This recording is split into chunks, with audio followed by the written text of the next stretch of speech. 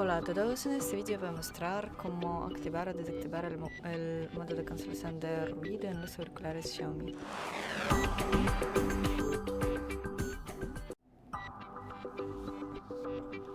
Para ellos, coloco los auriculares en los oídos